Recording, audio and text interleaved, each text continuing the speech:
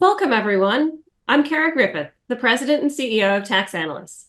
Thank you for joining us today to discuss the Supreme Court's recent decision in Moore versus the United States, which addressed the constitutionality of the mandatory repatriation tax, also known as the MRT or transition tax. President Trump and Congress enacted it as part of the 2017 Tax Cuts and Jobs Act. Now, today's event is another in Tax Analyst series of public discussions that we call Taxing Issues. We launched this series as another way for tax analysts to encourage debate on tax issues. We've been bringing the tax community together with leading policymakers and experts for bipartisan discussions on the future of tax policy and administration. As always, we welcome your feedback on how we can make our webinars more useful, as well as your suggestions on future webinar topics. You can send your feedback and suggestions to events@taxanalyst.org. We also welcome your questions for today's event. Please use the chat feature to submit questions during the webinar. For our panel discussion, I'll begin by asking a few questions, and then I'll turn to questions from you, our audience. And I promise to get to as many as time permits. For those of you that would like CPE credit today, please be sure to participate in the program for at least 50 minutes and answer at least 3 of the poll questions that will appear throughout the webinar. They will appear on the right side of the viewing window above the comments section. To receive credit for your answers, you will need to register with Pigeonhole, our interactive Q&A system, by providing your name and email. Also, please remain in the default viewing window because you will not be able to see the questions if you expand the program to full screen. The course materials, which we sent out in advance, are also available for downloading under the viewing window. Now, on to today's topic. Moore versus the United States. As I mentioned, the transition tax, which was at the heart of this case, was enacted as part of the TCJA. It was designed to tax U.S. shareholders one time with rates from 18 to 15.5% on the accumulated and undistributed income of U.S.-controlled foreign corporations. Prior to the TCJA, taxpayers could defer taxes on the foreign earnings of businesses until the income was repatriated. After the TCJA, income that was unrepatriated as of 2017 became subject to Section 965's deemed repatriation, the transition tax. Now, Charles and Kathleen Moore, who were minority owners of the U.S.-controlled CFC KissenCraft, were taxed nearly $15,000 under the transition tax. They sought a refund of the taxes they'd paid on their undistributed income. They took the government to court and argued that the tax was unconstitutional because they had not yet realized the income. And they said the 16th Amendment allows only the taxing of realized income. The government argued that the transition tax is similar to other provisions of the tax code, such as Subpart F, under which Congress has taxed individuals on undistributed earnings. Both the U.S. District Court as well as the Ninth Circuit ruled for the government, and the Moores brought the case to the Supreme Court. On June 20th, the Supreme Court ruled 7-2 in favor of the government that the transition tax is constitutional. Justice Kavanaugh wrote the majority opinion. Justices Jackson and Barrett each filed a concurring opinion, with Justice Alito joining Barrett on hers. Justice Thomas filed a dissent, which was joined by Justice Gorsuch. The court ruled that the government can tax either an entity or its shareholders or partners, and the tax remains a tax on income. And the court said, over the years, the government has taxed shareholders and partners on undistributed income in several other situations, including partner shares of partnership profits, S-corps, and the U.S. shareholders of foreign entities and CFCs under Subpart F. Now, the court made clear that others should construe its decision narrowly, with its holding limited to taxing of shareholders on undistributed income that had been realized by the entity and attributed to the shareholders when the entity has not been taxed. And the court didn't directly answer the question of whether income has a realization requirement. It also didn't weigh in on the legality of a wealth tax. The justices clearly recognized that a ruling for Moore could have had a wide range of consequences for the tax system. In fact, the court listed several of the other tax provisions that could have been invalidated if it had accepted the Moore's arguments, such as Section 305 on deemed stock distributions, accrual accounting, GILTI, Section 1256 on futures contracts, Section 1272 on original issue discount instruments, and gift taxes. So this opinion is far from the sweeping opinion that some had feared would bring unintended consequences. But there's still a lot to discuss. What are the implications of the court's opinions? Did Moore pave the way for Congress to levy taxes on other undistributed income? Or does Moore simply put us back to where we were before the case began? So some big questions remain, and we have an outstanding panel to debate the issues. Today, we are very pleased to have Andrew Grossman and Jeffrey Pavarano, both partners at Baker and Hostetler. Andrew and Jeffrey were counsel of record and tax counsel of record, respectively, for the Moores. Next, we have Nathaniel Pollock, a partner with South Bank Legal. Nate founded the firm's tax controversy practice, but before joining the firm, he was a senior attorney in the Department of Justice Tax Division's appellate section. And finally, we have Professor Andy Graywall from the University of Iowa College of Law. Andy teaches tax and constitutional law and filed an excellent amicus brief in the Moore case, arguing that Section 965 does not establish a tax. Well, I want to thank you all for joining us today. This is going to be a very interesting conversation, and I think a very informative one. But to kick things off, I tried to do background on the substance and the facts of the case, but I really want to turn to each of you individually to get your take on your impressions on the opinion. And so, Jeff, I'm going to start with you. You and Andrew both were very close to the case, but I'm really interested in your thoughts on how the case went, and of course, your opinions on the opinion itself. Thanks, Kara. At a high level, I read the opinion to answer 4 questions. First, is realization required for federal taxation of income without apportionment? And has realization been required for more than 100 years? I think the answer to that is yes. The Moore Court majority opinion says on page 12 that McComber requires realization, and the other half of McComber, the part addressing attribution, was dicta. 2, if realization is required, is the sky falling? The court clearly said no. The majority opinion on page 21 tells us that the sky is not falling. It lists a number of existing code provisions and says that the Constitution does not require that any of them be eliminated. 3, may Congress treat any entity with income as a pass-through, in whole or in part, subject only to a due process analysis? Yes. That does not mean the IRS has that authority. Moline Properties, I think, continues to protect taxpayers from arbitrary allocations or assignment of income from the IRS. And 4, are taxes on wealth, including mark-to-market taxes on wealthy individuals, off the table? I think the answer in Moore is yes. The Moore Court makes clear that an income tax is not a direct tax, but that you have to have income under McComber, which means realization.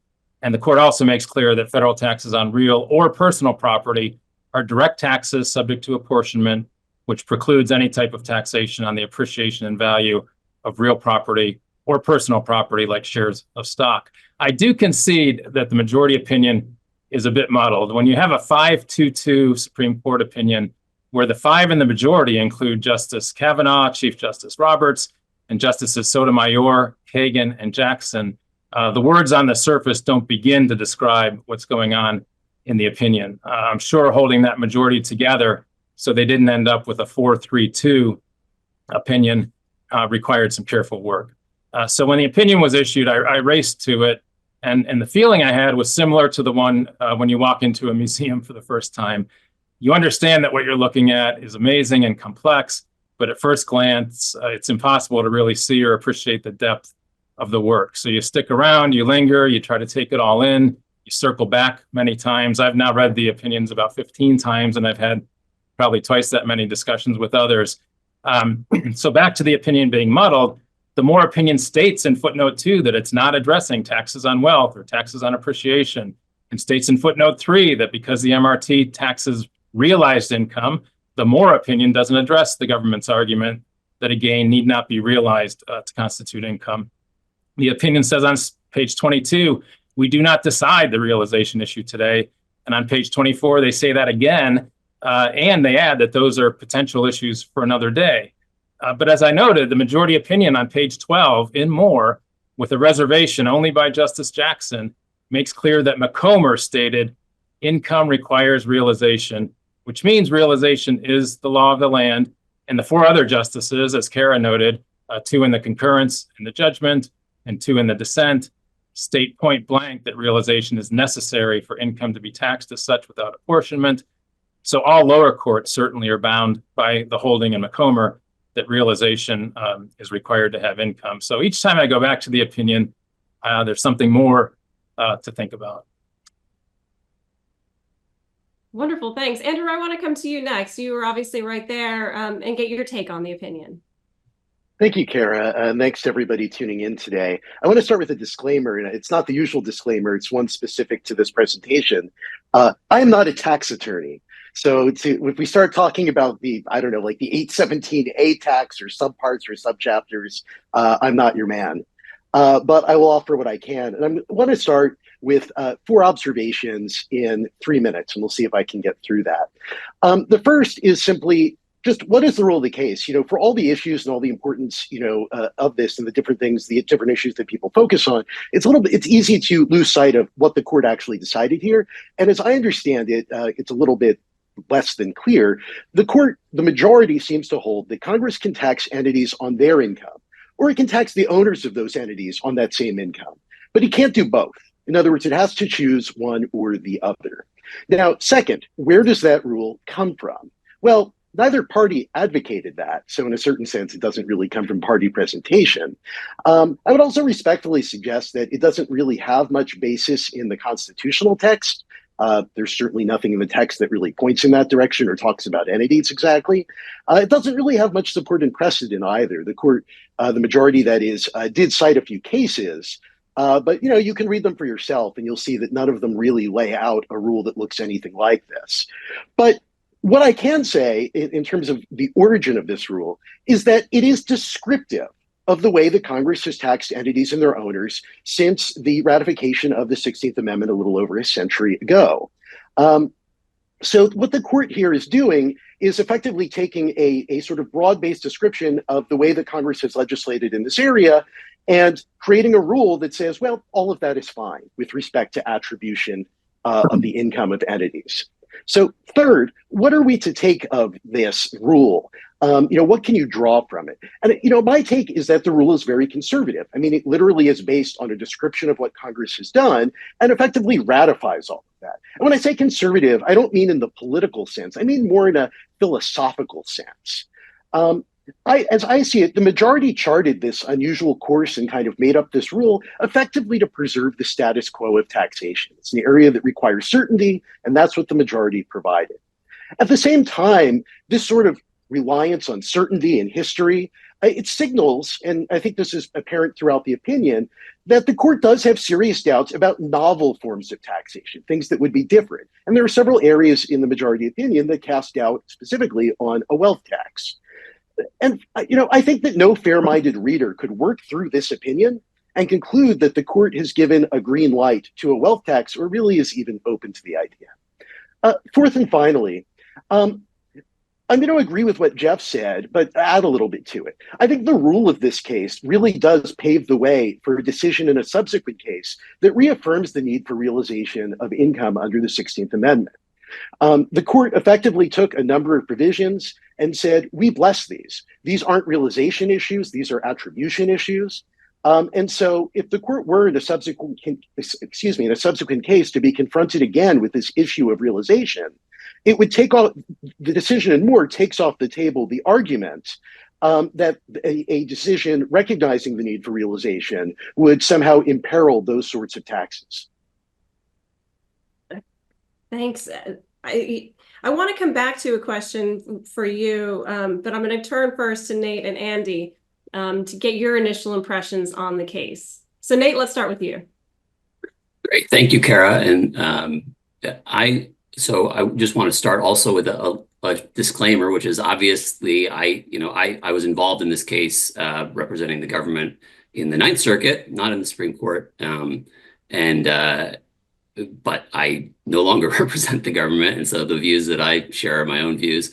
That said, just to try to keep things interesting, I'll try as much as possible to put on my government attorney hat. When you're a tax lawyer and you leave the government and you stay a tax lawyer, you necessarily change teams, right? There's only one taxing entity, and so now my cases are often against the government, but But so yeah, so in terms of more, I mean, my principal takeaway is that the idea of an entity, whether it's a partnership or a corporation, whatever the entity is, it does not interpose a constitutional barrier to taxation, right? So if you're the owner of an entity, you can be taxed on a pass-through basis, or Congress can decide to tax the entity rather than the owner. But there's no constitutional barrier to taxation of the owner of an entity. And so, and it doesn't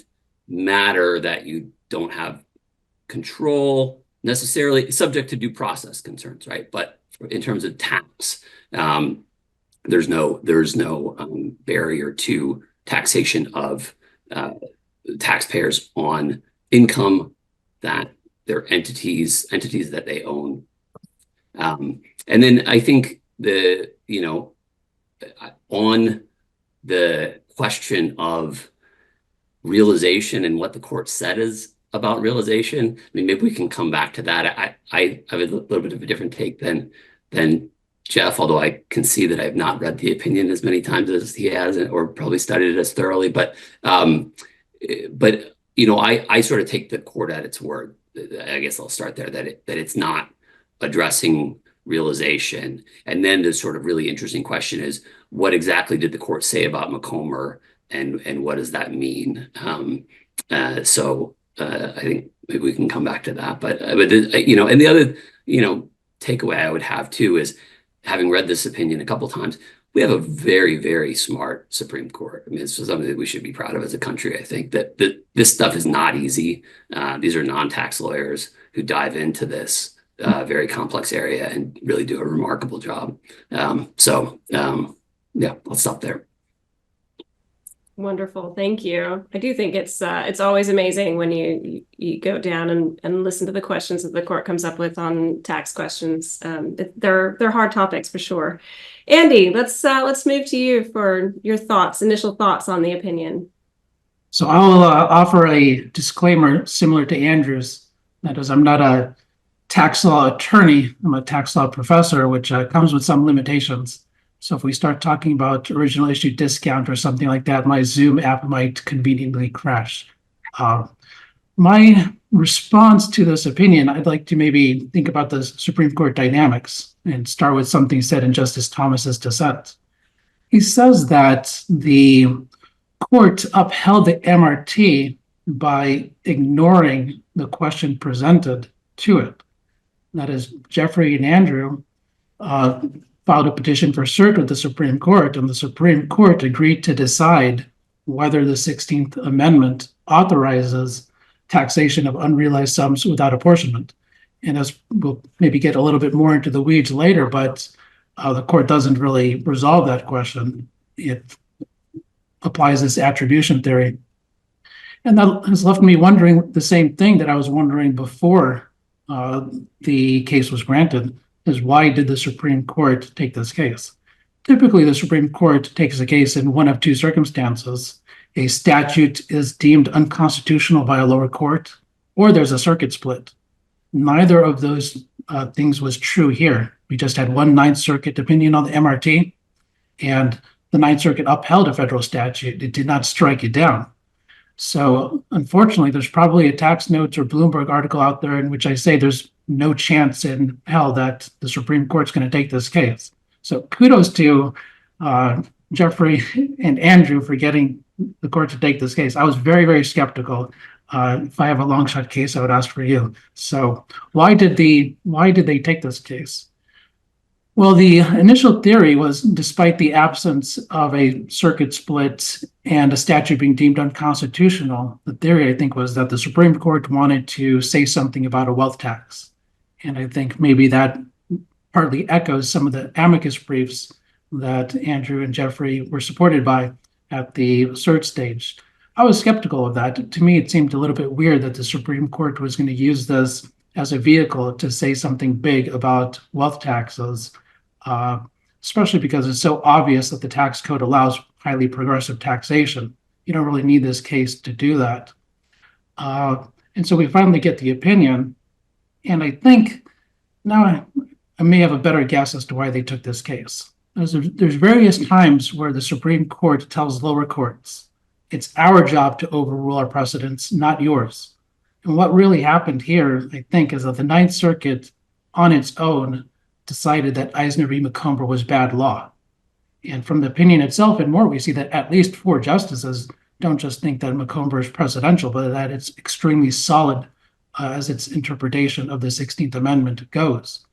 So I think I'm interested in why the Supreme Court took this case, even though they didn't even answer the question they agreed to take. I think it's because the Ninth Circuit basically decided that Eisner was bad law on its own. And that may be a lesson going forward for lower courts if they once again decide that realization is not a constitutional requirement.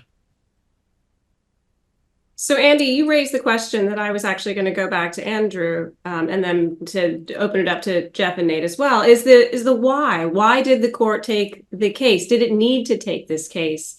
If you have any insights on that, I would be delighted to hear them. Well, I'll add one more embellishment before I turn to Andrew. Sure. This is also from the Ninth Circuit. The Ninth Circuit has a special reputation in Supreme Court practice. And I'll give you a quote from the late Judge Reinhardt from the Ninth Circuit. The Ninth Circuit, again, has a reputation for being frequently overturned. And somebody interviewed Judge Reinhardt about this. And they said, well, Judge Reinhardt, your court is so out of step with the more conservative Supreme Court. Why do you keep deciding cases these ways?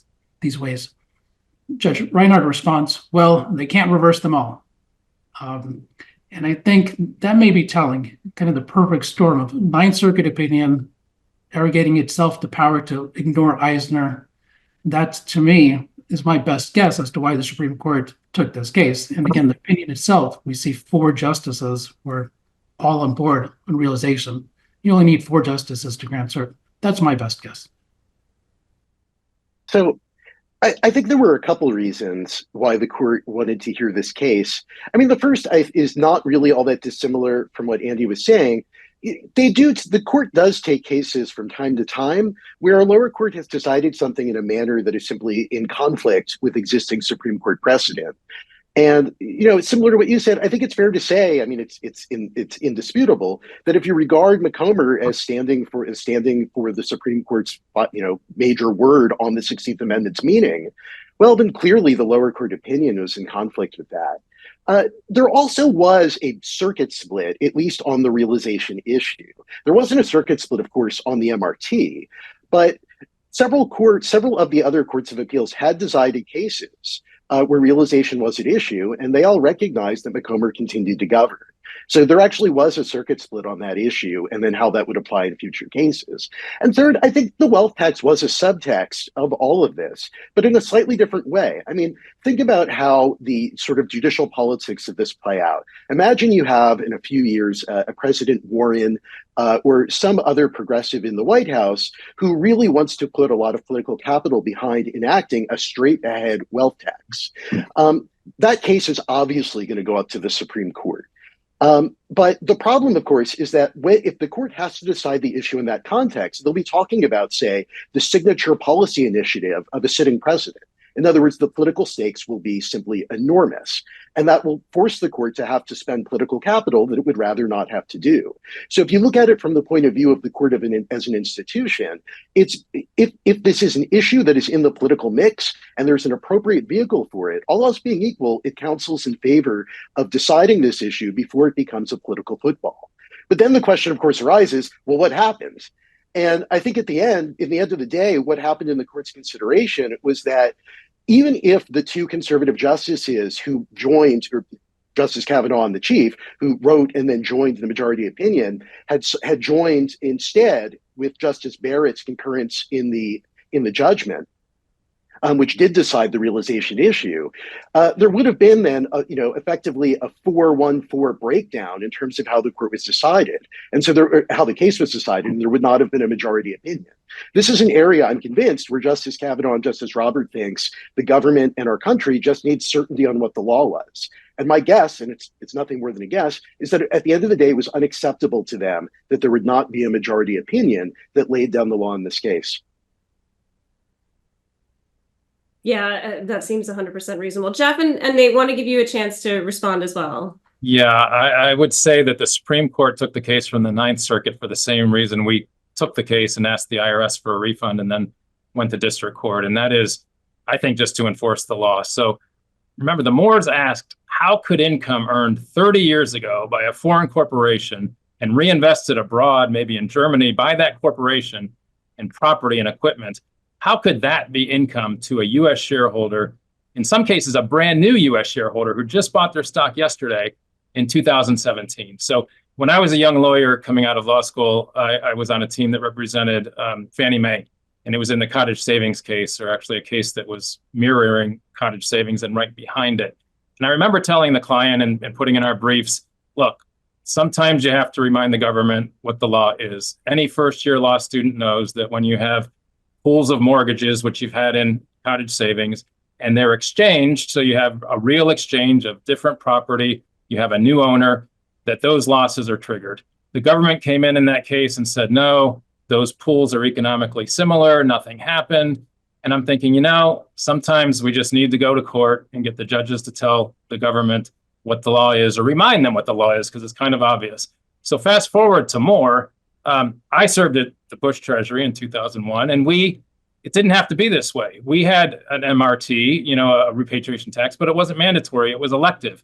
We gave people the option to deem repatriate themselves. It was elective at a very low rate, or they could keep it off and they could wait until they actually or constructively, including by taking a loan secured by the CFC's assets, they could wait till later and pay a higher rate. So it didn't have to be this way. So as soon as I saw the statute in 2017, I thought, this is unconstitutional. This is a tax on property. There's no income in the corporation. I guess maybe there's the 2017 income, but that 1986 or 1987 income that was reinvested long ago, you can't attribute that to someone who just bought stock yesterday, let alone to someone who's owned the stock all along. So we brought the case because we thought it was necessary to enforce the law and remind the government. In cottage savings, we were reminding the IRS. It was a statutory case. In this case, we're reminding the Congress, and it's a constitutional case. But I see a lot of parallels. And in fact, Chief Justice Roberts was with the Solicitor General's office and argued the case in cottage savings. So after oral argument, when folks said, what the chief didn't ask very many questions, I said, don't worry. He knows all about realization. He argued for the government and lost the cottage savings case. So he may not have asked a lot of questions, but I'm sure he's way ahead of all of us. So I think they took the case for the same reason we brought it. We brought it to enforce the law. I think when they saw the Ninth Circuit say point blank, realization is not a requirement, they said, look, we're going to remind them that we're going to enforce the law. Now, the Supreme Court can change its mind on that. I don't think they will after 100 years. And I think, that 5-judge majority was very tricky. I think Chief Justice and perhaps Kavanaugh were saying, look, we're going to remind people what McComber says, and we're going to do that in this opinion. And then maybe 3 of the others said, well, we're not deciding it in this case because we don't have to. It's not before the court once we went to attribution. And if we don't say these other things too, like we're not deciding it and we could decide it another day, maybe the 5 doesn't hold together and then we end up with a plurality. Could you imagine a plurality opinion, a 3-4-2 in a constitutional tax case? That would be completely unacceptable. So I give kudos to the chief for holding the 5 together. But like I said, I read the case very clearly as saying McComber requires realization. They took it to comment on that issue. I think they did. They didn't do it in Moore, but they reminded us in Moore that they had already done it in McComber. Well, I want to get to the question of realization, but Nate, first, let's come to you for the same question. Sure. I mean, I'm with Andy. I didn't think that the court was going to take the case, and I left the government, and people said, well, is there any chance you're going to miss out on helping the Solicitor General's office with the briefing in this case? And I said, oh, no, the court's not going to take this case. So it shows you what I know. I think the explanation, I guess, I'm not sure why the court took the case. I think there may be some truth to the idea of maybe good to say some more about this before it kind of the point that Andrew made, that it may be good to address these issues before we are in a situation where it's a really high pitch political question. I would just question, a couple of things. One is, I mean, I think that certainly some of the justices were unhappy with the Ninth Circuit's decision in the case. But I think it's important to remember that the Ninth Circuit conceived of the realization issue as realization by the taxpayer, right? So when the Ninth Circuit ruled on realization, it says, it framed the issue as whether the taxpayer has realized income and focused on this sort of separate control and ability to use the income for the taxpayer's own use.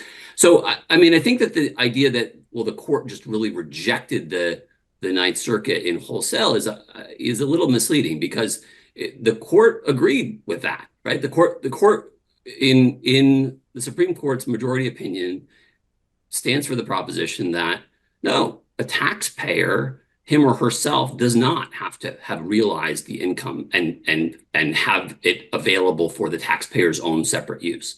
As long as there is income, and the fact that the income is realized by an entity that the taxpayer owns is sufficient. So in that sense, I think that what the Ninth Circuit did, I think that the Ninth Circuit's framing of the question, and frankly, the whole tenor of the briefing and debate is realization by the taxpayer. And then the second point, I think, where the Ninth Circuit really was vindicated, is that the Ninth Circuit said, look, there's no blanket constitutional ban on Congress disregarding the corporate form. In other words, Congress is free to reach through the corporate form and tax the owners of the corporation. It's true that the tax code, the normative, the way the tax code works is that normally corporations are taxed separately from their shareholders, but that's not a constitutional principle that's inviolable. Not to say subject to due process concerns, obviously. So I mean, I think there is I think that in some sense the Ninth Circuit's analysis is vindicated. That's the core holding, it seems to me, and Justice Barrett also agreed with that specifically. Justice Barrett, I think, had concerns about the scope of that, and used a bit of kind of that. The attribution has to be real, has to be logical, but yeah. So I think there's why the court took the case specifically. I'm not sure, but I don't think that it's like this wholesale rejection of the Ninth Circuit's analysis. Kara, could I comment on the realization in the Ninth Circuit? Absolutely. So one thing that's really interesting, we start with the 16th Amendment, which says all income from whatever source derived. And we saw that Justice Barrett talks about derived means realized. But we don't have to worry about that. We can go to Section 61. So 80 years ago, the Supreme Court said Section 61, which taxes all income from whatever source derived, fully implements the Constitution. So Congress didn't hold anything back. If it's taxable under the Constitution, it's taxable under Section 61. So if the Ninth Circuit is right that realization is not required, the IRS has been misadministering the tax code for 100 years. And we know they haven't. And here's a simple example that any first-year tax student would be told.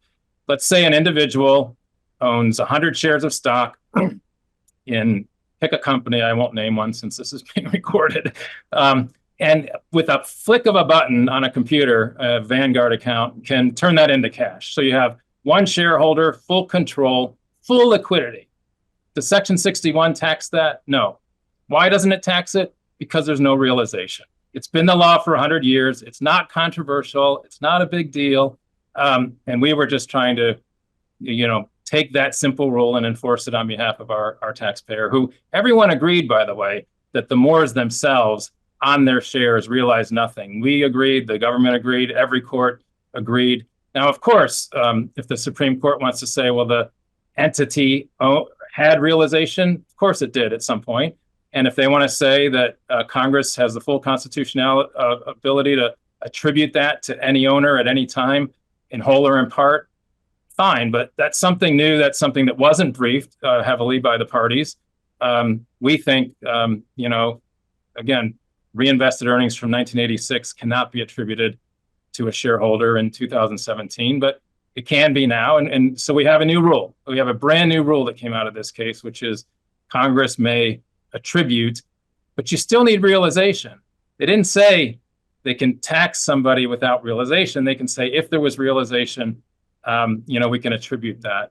And so that's where we are. And I think the Ninth Circuit was dead wrong about realization is not required. And all you have to do is look at Section 61 and look at somebody holding liquid stock to understand that, look, you don't get taxed on the gain when it goes up, and you don't get to take the losses when it goes down, because there's no source derived, there's no realization.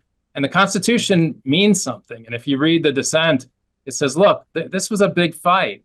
It might be convenient to ignore it now and to say, oh, Congress knows best, they can raise taxes, they're subject to the voters. But if the Constitution means what it says, and I hope it does, not just in this place, but in other places, there are some guardrails. Now, I do think realization, as Justice Barrett said, is a pretty light touch. We use the word constructive realization to say, look, it's not a black and white rule. You don't need cash in hand. You could take out a loan secured by CFC stock or assets. We agree. We conceded every other provision in the code, including subpart F, was valid. We said realization is required, but we didn't suggest that the sky should fall or that any other provision was invalid. And we frankly don't think that they are.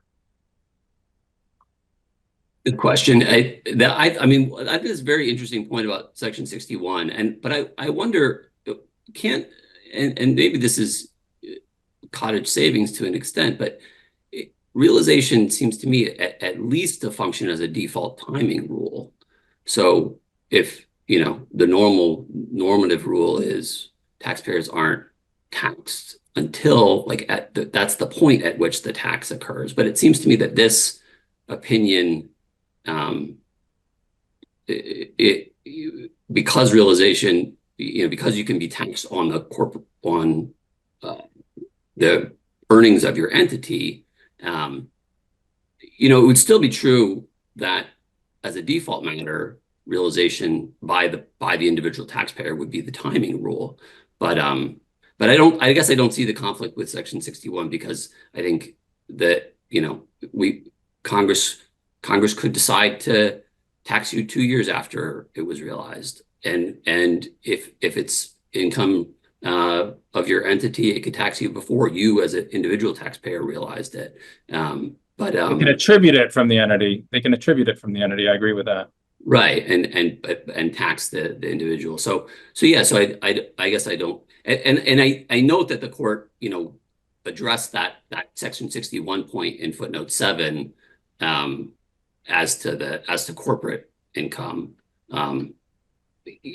So yeah, I guess I wonder about whether that result would really obtain that everything would be taxed immediately, because I think realization is the normative timing rule. I mean, on the question of what does McComber mean, I think it's very interesting, the court's discussion of it, and I agree, it's clearly a very negotiated point, but there's the holding of McComber that there was no gain, and then there's the statement of McComber that realization is required.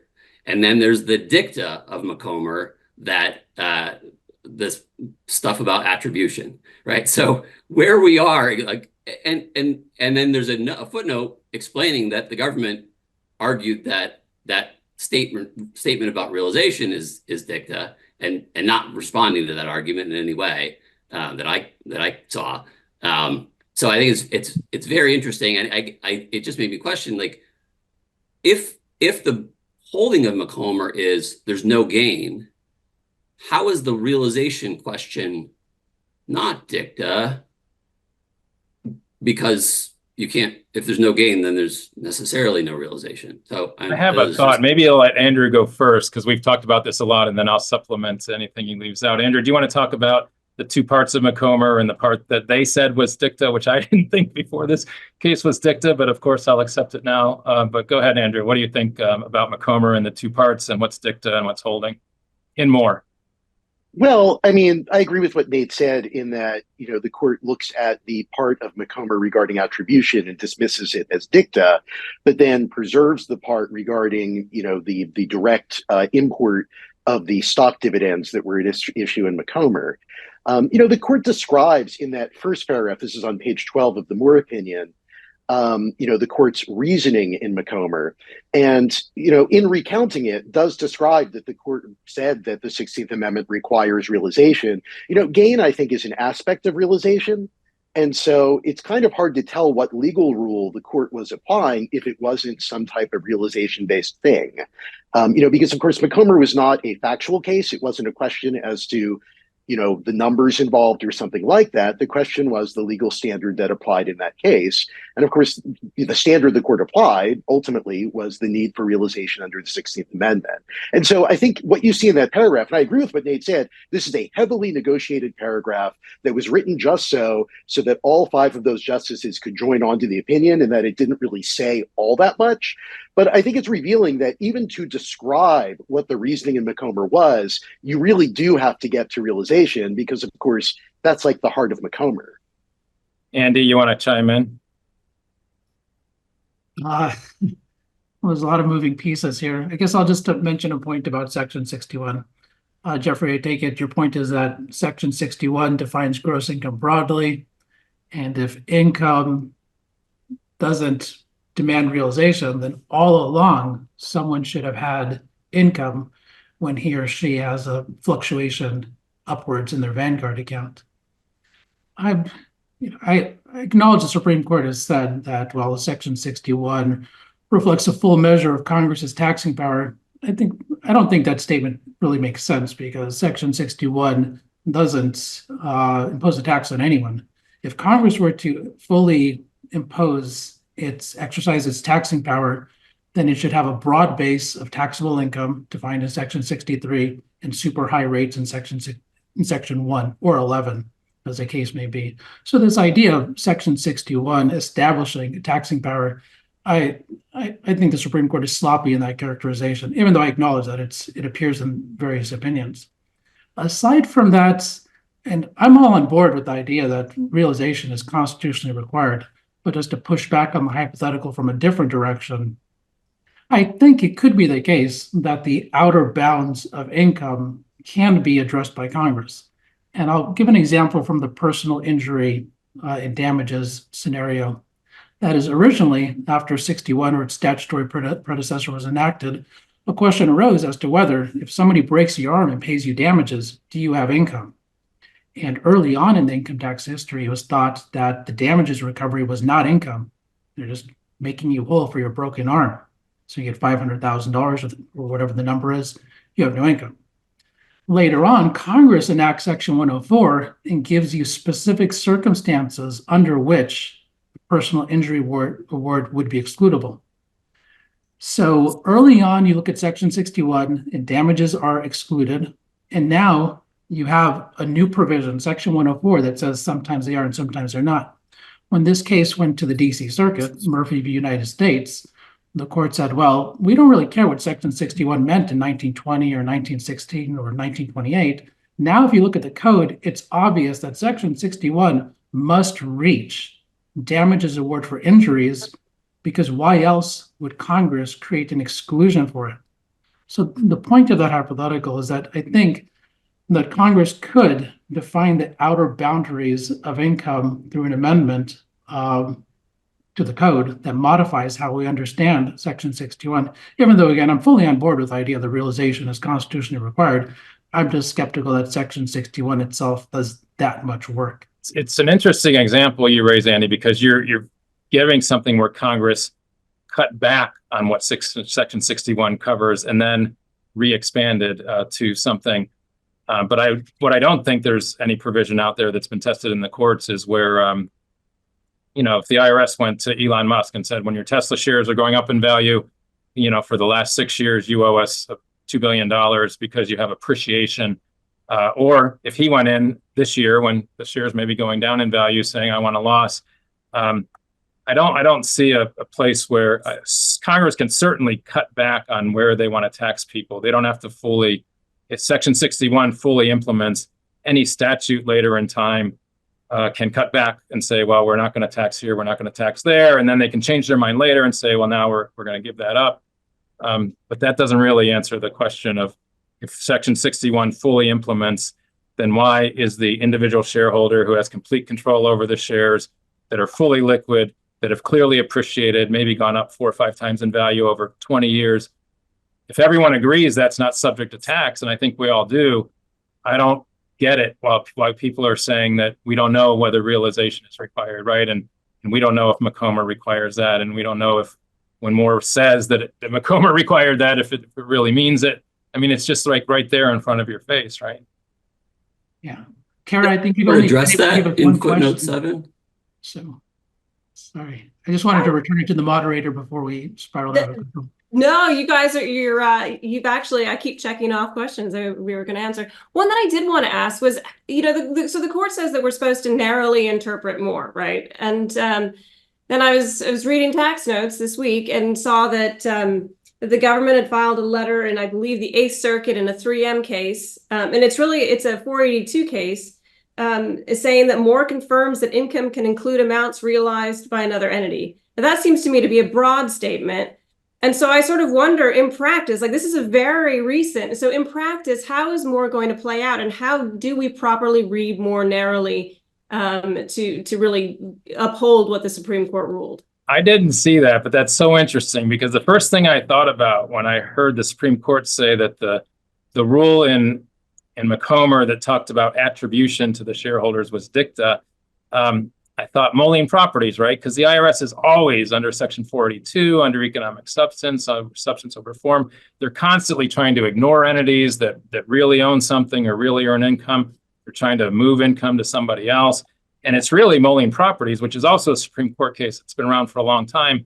It says, wait, we're going to respect the corporation as a taxpayer. So I thought right away, what does this new congressional power on attribution mean about the IRS's power to ignore entities? And I've concluded that Moline's still there, and it's absolutely prevents the IRS from doing anything that's arbitrary or capricious or inconsistent with substance. And they have to respect, if a corporation owns stock of a subsidiary and is getting those dividends, we see all the time the IRS come in and say, well, it's just a holding company. I'm going to ignore it. I'm going to treat the income owned over here, and therefore there's a tax when there wasn't a tax before. I think Moline continues to prevent them from doing that when the substance is and then the business purpose is in the taxpayer's favor. And I don't think Moore changes that. What Moore says is that Congress could do that. Congress could easily say, you got a holding company, it's ignored. A wholly owned holding company, we're going to treat it as a disregarded entity. We're going to tax the owners, the ultimate owners, the middle owners, the 3/4 the way up owners. So Congress has full authority after Moore. I think the IRS does not, and Moline would be the reason. It's going to be interesting to see the fallout and how it plays forward. Now, the question that I think a lot of people are wondering, we've at least gotten one audience question on it, is does Moore open the door to a wealth tax, to a mark-to-market tax, to some other tax on undistributed income? Andy, I'll start with you on that. So with respect to, I guess, a broad-based wealth tax like Elizabeth Warren's, I'll just say a 2% tax on all your assets, 50 million or above. I think that was dead on arrival beforehand. The more interesting question, one of the potential loopholes or paths to a wealth tax relates to limiting the tax to stock holdings. To use Jeffrey's example, what if you just taxed Elon Musk and similar billionaires on their stock holdings? The reason that's considered a potential workaround is that arguably direct taxes include only taxes on people and taxes on real estate. And so the theory might be, well, all right, let's just have a 2% tax on all your stock holdings, not real property, and that is not a direct tax. that argument has been made by a few prominent constitutional law scholars in the last few decades. But I think after this opinion, I think that workaround is really dead in the water. That is, Pollock held that direct taxes include taxes both on real estate and personal property. There was some doubt as to whether that second holding on personal property survived the 16th Amendment. But now Moore and NFIB recently have both reiterated that direct taxes include taxes on personal property. So maybe there was some doubt 3 weeks ago as to whether a tax on just a billionaire stock holdings would be a direct tax. I think after this opinion, they're just asking for a you don't even have to go to the Supreme Court. I think a district court would slap that down as unconstitutional. If I could add to that, so I agree with everything that Andy said. But I would also say that if you really dig into if you read between the lines in the majority opinion, I feel that it expresses a very strong anti-novelty principle. What the kind of stuff that Congress has done regularly over the last century, that's fine. That's water under the bridge. It liquidates the meaning of the 16th Amendment or whatever. That's perfectly fine as a constitutional matter.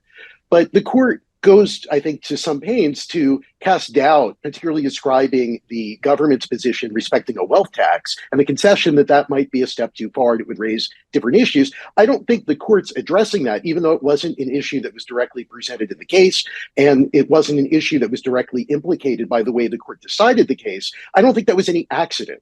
I think what the court is saying is we're fine with the way Congress has generally done things, but if you start venturing into novel forms of taxation, if you want to read, if you want to take an expansive reading, or if you want to recharacterize our prior decisions as opening the doors to new types of taxation, yeah, that's going to be an uphill battle. You're not going to get the same solicitude that you got in this case. Yeah, that's a good point. Do you think that, and open this up to the whole panel, does the subsequent opinion in the overturning of Chevron, is that going to impact how Moore ultimately plays out, and perhaps how the tax authority responds to the idea of novel taxes or things like that? Is there going to be any crossover of those two cases? Well, the court's opinion in Loper Bright, of course, is like its own 2-hour-long webinar. Absolutely, yes. No, we need to keep this to the time that we have, but it's kind of an interesting question because it is an interesting question, and that one's going to impact a lot of other cases. But sort of curious if there's any immediate reaction that you might have on this. There absolutely is. If you look, there's a number of cases out there already where Moore could have an impact. And then you put on top of that you're not going to give deference to a regulation in place. Think about how many retroactive regulations there are after the Tax Cuts and Jobs Act, where Congress put something out there, some pretty clear rules, and then the IRS decided, well, we don't think it should apply here. We don't think it should apply there. I've always said they know those are invalid. They don't comply with the APA. They're in many cases directly contrary to the statute. And now, if they're not, you have this additional argument that even if they're not directly contrary to statute, and even if they don't violate the APA for being retroactive with no notice, there's this question about, well, is it reasonable and is it right? And so you got this third bite at the apple. I think it's very relevant, and you can put the two together. I'm not sure that there's a lot of overlap between the two. I think that each of them is a really important decision that's going to have some traction in tax cases. But I mean, look, if there was a tax that Congress enacted that might arguably violate, the need for realization, ultimately a court interpreting that, if Congress really ran up to the line and there was a question of administrative interpretation, the court would apply the doctrine of constitutional avoidance to the extent that the statute was unclear. And the court would have done that under Chevron, and a court, of course, would do that same thing under Loper Bright. So I don't think there's an interaction between the two decisions. Unless the IRS is trying to attribute income from one taxpayer to another and doing that by reg, like I said, Congress has the right to attribute. The IRS can't do it arbitrarily. And then, if there's no realization by the second person that they're trying to attribute it to, there's more. And then Chevron, is it reasonable? Andy? If I were a troublemaker and I wanted to put these two decisions together, this is what I would do. That is Section 61, which Jeffrey mentioned previously, defines gross income.